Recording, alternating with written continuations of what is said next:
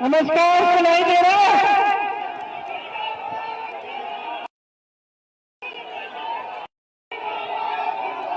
बोलो।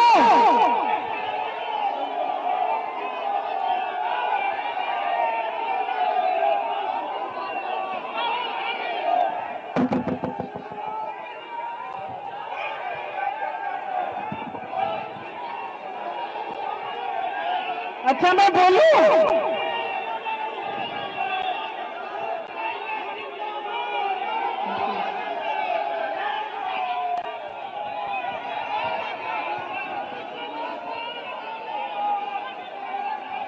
जिताओगे भैया को? सुनाई नहीं।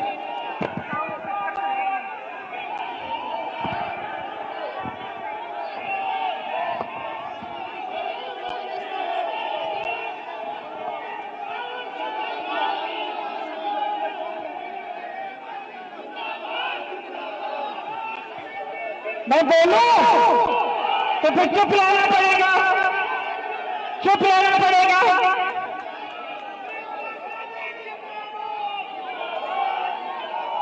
बहने आई हुई है, कहां से आई है? आसपास से आई है, दूर से? भैया 2 मिनट चुप रहिए, 2 मिनट चुप रहिए भैया, 2 मिनट शांत हो जाइए, 2 मिनट शांत हो जाइए। ठीक है, ठीक है। तो आप सब यहाँ इंतजार करने के लिए आपका बहुत बहुत धन्यवाद। आप जानते हैं कि इस चुनाव में मेरे भाई राहुल गांधी जी आपके उम्मीदवार हैं। आप पूरे देश में खोजें तो आपको ऐसा व्यक्ति नहीं मिलेगा जो 4000 किलोमीटर देश के एक कोने से दूसरे कोने तक चला, सिर्फ जनता की समस्याओं को समझने के लिए और जनता का समर्थन करने के लिए और जनता को जागरूक करने के लिए।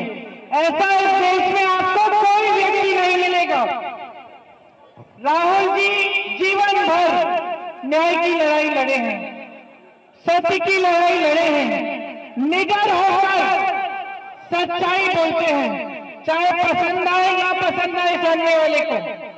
और कई बार ऐसा होता भी है कि लोगों को पसंद नहीं आया, लेकिन जो सच है उसके पीछे नहीं हटते, क्योंकि राहुल जी के दिल में इस देश की जनता के लिए ऐसा प्रेम है और ऐसी श्रद्धा है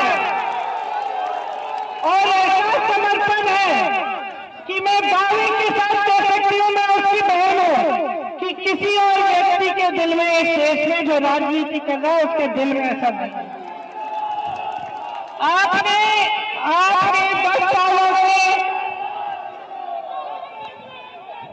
आपने 10 सालों से अरे मेरे भाई, लोगों को सुनने दो, शांत हो जाओ, शांत हो जाओ, मुझे खत्म करने दो, उसके बाद जितने नारे लगाए। तो देखिए, आपने 10 सालों से मोदी जी की सरकार को परखा है। प्रदेश में भी भाजपा की सरकार और केंद्र में भी भाजपा की सरकार रही है। मैं आपसे सीधा सवाल करना चाहती हूँ, क्या इन 10 सालों में आपके जीवन में तरक्की आई है कि नहीं आई है? नहीं आई है। यहाँ नौजवान तमाम खड़े हैं, रोजगार कितनों को मिला है? हाथ उठाओ सरकार से। पेपर लीक हो गया। सुनिए, आप अपने बच्चों को पढ़ाते लिखाते हैं, खूब मेहनत करते हैं, बहनें खड़ी हैं, है कि नहीं? खेती में काम करती हो और कहीं पे काम करती हो, घर आके बच्चों की परवरिश करती हो। जब तक बच्चे सोते हैं तब तक सोते नहीं हो, बच्चों को पहले खाना खिलाती हो फिर खाती हो। सब मेहनत करती है अपने बच्चों को बड़ा करने के लिए। किसान खेती में काम करता है, दिन रात खेती में काम करता है। आज ये परिस्थिति बना दी है मोदी जी की सरकार ने कि रात को भी खेती में बैठना पड़ता है पहरेदारी करने के लिए, क्योंकि आवारा पशु आपके खेत खाए जा रहे हैं। कोई नीति नहीं है इसके लिए। महंगाई से इतनी मार है आप पे, आप कुछ खरीद नहीं पा रहे हैं। घर में कोई समस्या होती है, घबराहट होती है कि पैसे कैसे देंगे। इलाज कराना पड़ता है, फीस भरनी पड़ती है। बहनें आप दुकान यहाँ आई हैं कुछ खरीदने के लिए, आधी चीजें छोड़ के घर चली रहती होंगी, इतनी महंगाई हो गई है। मोदी जी ने एक ऐसी स्कीम दी है आपको जिससे आपको सुविधा है, एक ही है, और वो भी कांग्रेस ने शुरू की थी। कांग्रेस ने देश में भोजन का अधिकार दिलवाया। इसका मतलब है कि सबको न्यूनतम राशन मिलना चाहिए। मोदी जी ने आपको 5 किलो राशन पकड़ा दिया, उसी के बल पे बाकी सारी नीतियां उन्होंने बनाई है बड़े खरबपतियों के लिए। ये जो 5 किलो का राशन है, इससे पेट तो भर जाता है थोड़ा बहुत, लेकिन आपको रोजगार नहीं मिल सकता इससे, आप आत्मनिर्भर नहीं बन सकते। ये निर्भर बनाने की स्कीम बनाई है इन्होंने। ये छत्तीसगढ़ में 35 किलो कांग्रेस की सरकार दे रही थी, भाजपा की सरकार आई 5 किलो कर दिया उसको। ये स्कीम अच्छी तब होगी जब इसके साथ साथ शिक्षा की स्कीम भी होती, पेपर लीक बंद करवाने की स्कीम भी होती, रोजगार दिलवाने की स्कीम भी होती, जो सब स्नातक पास बच्चे उसके लिए स्कीम पास होती, लेकिन ये सब नहीं है। अगर ये एक स्कीम होती और इसके साथ साथ खेती में किसानी में जो आप कर्ज ले रहे हैं उसको माफ करने की स्कीम होती, या फिर जो खेती किसानी के सामान है उनको उन पे कम टैक्स लगाने की स्कीम होती, तब कुछ फायदा होता। ये लोग समझते हैं कि चुनाव पे चुनाव इसी के बल पे जीतेंगे कि आपको 5 किलो राशन दे रहे हैं। मेरी बहनें समय आ गया है, जागरूक बन जाओ। इनसे पूछो मेरे लिए और मेरे बच्चों के लिए रोजगार क्यों नहीं दिया। इनसे पूछो आज तुमने खेती में इतनी मुसीबत क्यों डाल दी कि खेती से कमाई नहीं हो पा रही है। भैया जरा रास्ता खोलो, एम्बुलेंस जा रही है, रास्ता खोलो, इस तरह जा रही है शायद, रास्ता खोल दो, रास्ता खोलो, आप आगे चलो। एक मिनट रुक जाओ, इनको निकलने दो, आगे चलो, आगे चलो, इनको निकलने दो भैया, रास्ता खोल दो, पीछे से रास्ता बनाओ। नहीं, गाड़ियां सारी खड़ी है ना उधर, तो निकलने दो।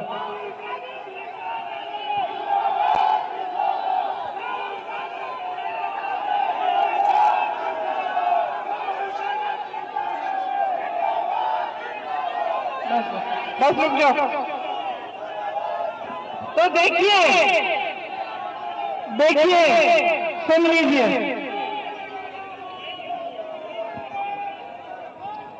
चाहे आपकी यूनिवर्सिटी की फीस हो, चाहे पाठशाला में हो, चाहे कुछ भी आपको सुविधा चाहिए, उसमें सब महंगा हो गया है, कुछ सस्ता नहीं मिल रहा है आपको आजकल।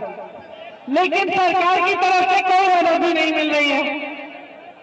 अब हम कह रहे हैं कि हमारी अगर सरकार आएगी, ध्यान से सुनो, ये आपके लिए बात है। अब सारी बातें तो मैं नहीं कह सकती ना, जो मैं कह रही हूँ सुन लो, तो सुन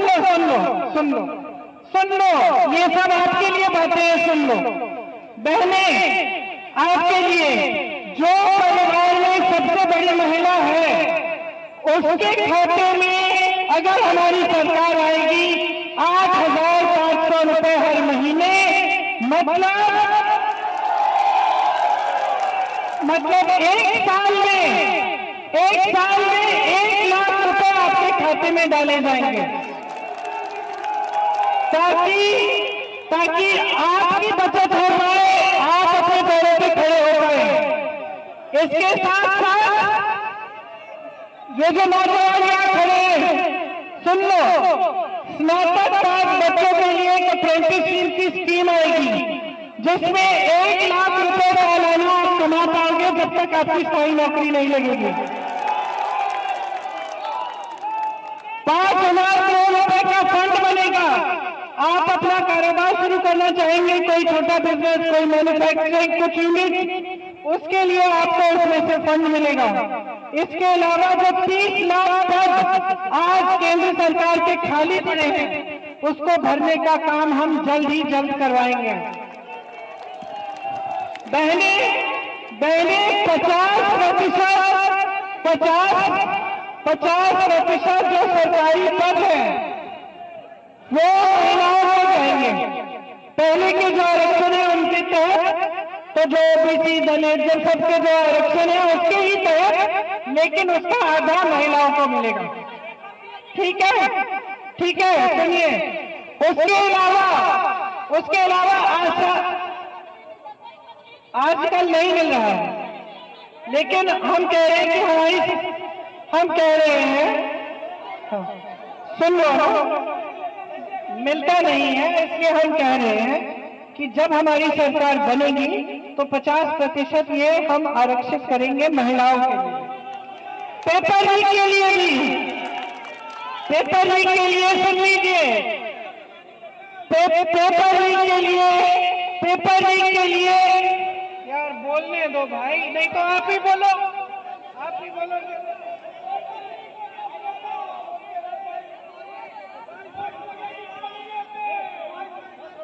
देखिए, पेपर लीक के लिए हमने पूरा प्लान बनाया है। एक जॉब कैलेंडर निकालेंगे। जॉब कैलेंडर में जिस दिन आपकी परीक्षा है, जिस दिन आपका रिजल्ट निकलेगा, जिस दिन आपकी नियुक्तियां निकलेंगी, वो सब पहले से हम तय करेंगे। अगर कोई अधिकारी उसको आगे पीछे करने की कोशिश करे तो उसको बहुत सख्त कार्रवाई होगी।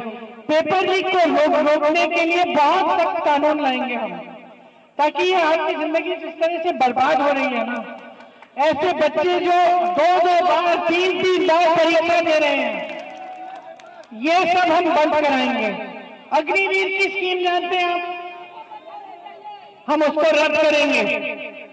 किसानों के लिए जितने भी आपके किस खेती के लिए आप सामान इस्तेमाल कर रहे हो, उस पे आजकल जीएसटी है, जीएसटी से मुक्त होंगे वो सारे सामान।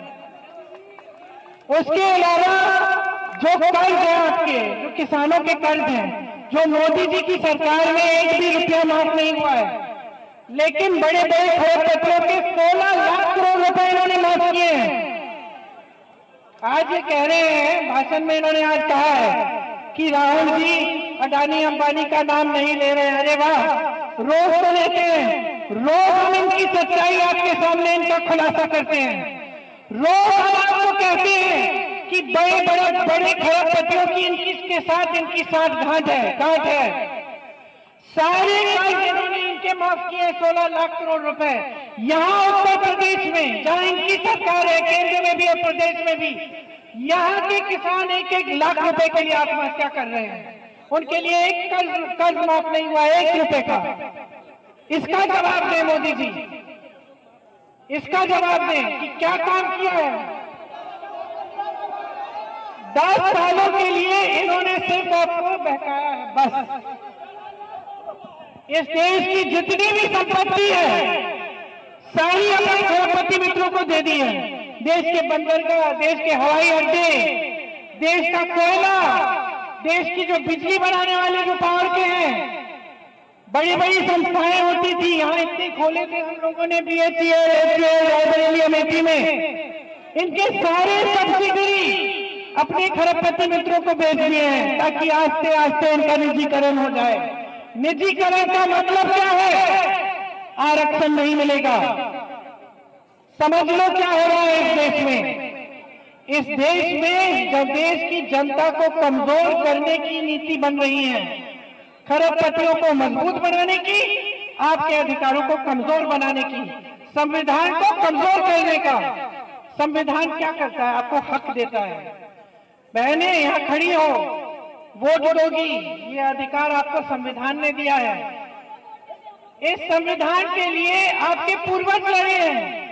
यहाँ रायबरेली में सबसे पहला किसान आंदोलन 103 साल पहले हुआ था।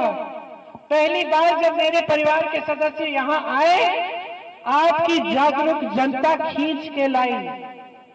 ये नहीं है कि आप लोग हमारे पास आए, हम आपके पास आए। पंडित जवाहरलाल नेहरू 103 साल पहले जब यहाँ के किसानों ने ब्रिटिश साम्राज्य के खिलाफ आंदोलन किया, तब यहाँ आए। इसका मतलब क्या है कि आपका एक राजनीतिक इतिहास है, जागरूकता का इतिहास है।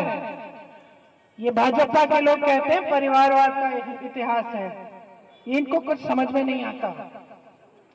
आपका इतिहास जो है वो जागरूकता का इतिहास है, लोकतंत्र को मजबूत बनाने का इतिहास है।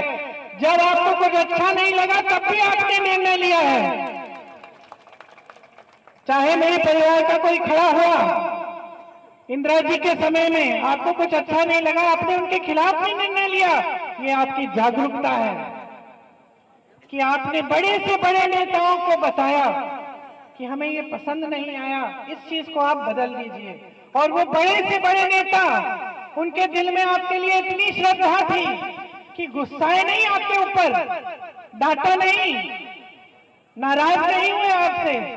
उन्होंने कहा जनता जागरूक है, सही कह रही है, मुझे सुनना चाहिए। बदलाव लाई, बदलाव लाके वापस आई, आपने फिर से जिताया। ये आपकी जागरूकता है, ये आपकी खासियत है।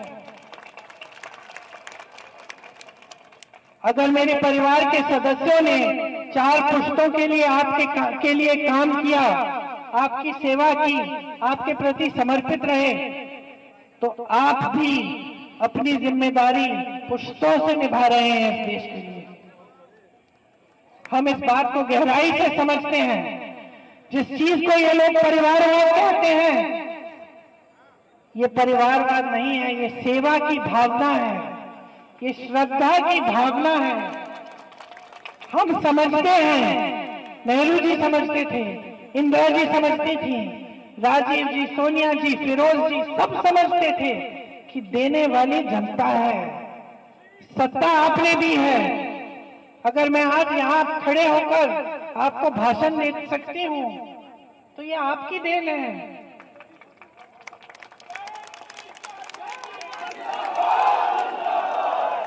तो अगर हम जिम्मेदारी से आपके प्रति अपनी ड्यूटी निभाते हैं, तो हम इसलिए निभाते हैं क्योंकि हम समझते हैं कि ये जनता जागरूक जनता है। इस जनता ने इस देश को बनाया है।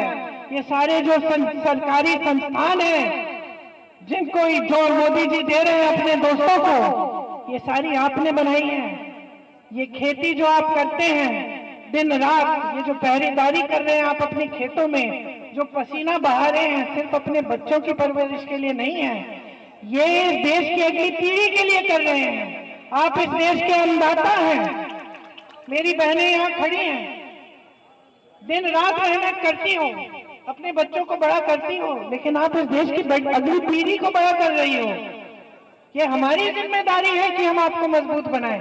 ये हमारी जिम्मेदारी है कि आपके बच्चों का भविष्य उज्जवल हो, कि आपको सेहत की सुविधा मिले, कि आपको शिक्षा की सुविधा मिले, कि आपको हर सुविधा मिल पाए।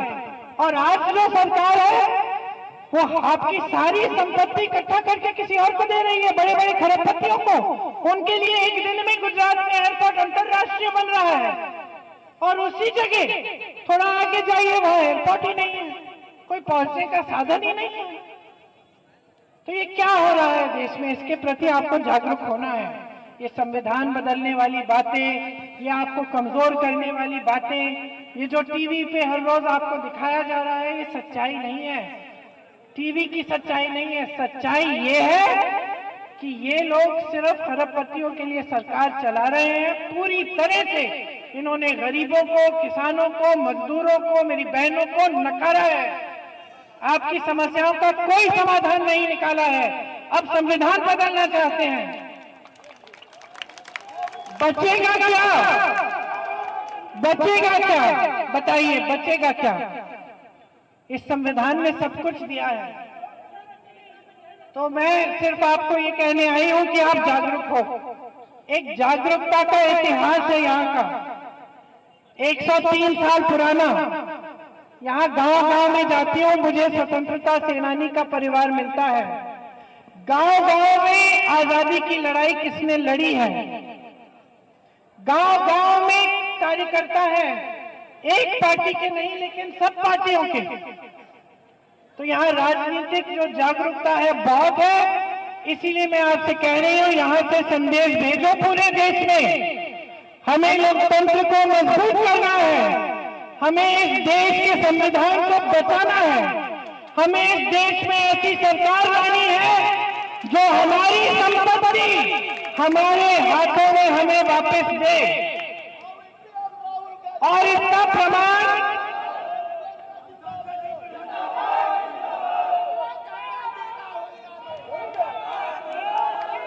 राहुल जी को अपना सांसद बनाओगे, भारी बहुमत से जिताओगे।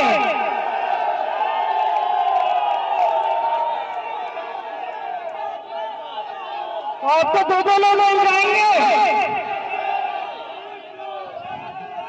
भैया भी मिलेंगी, बहन भी मिलेंगे, बहन भी मिलेगी। हम आपके लिए काम करना चाहते हैं, हमें और कुछ नहीं चाहिए। हम निष्ठा से काम करना चाहते हैं, आपकी तरक्की चाहते हैं। हम देखना चाहते हैं कि यहाँ का किसान मजबूत बने। ये जो मुश्किलें हैं, ये जो जीएसटी, पेट्रोल डीजल के दाम इतने बढ़ गए हैं, मिट्टी का तेल नहीं मिलता, ये जो आपकी मुश्किलें इतनी बढ़ गई हैं, हम इनको घटाना चाहते हैं। हम आपको समर्थन देना चाहते हैं कि आप इनका सामना कर पाओ।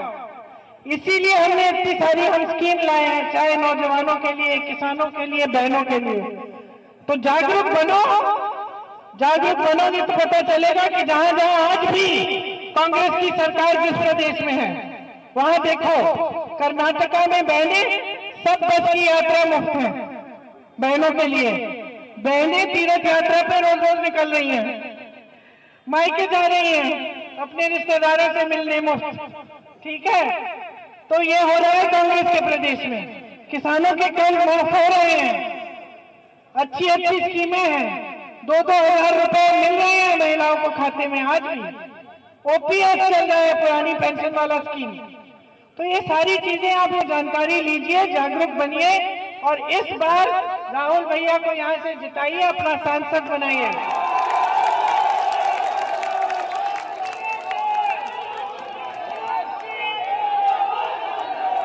एक बार मेरे साथ बोलिए, राहुल गांधी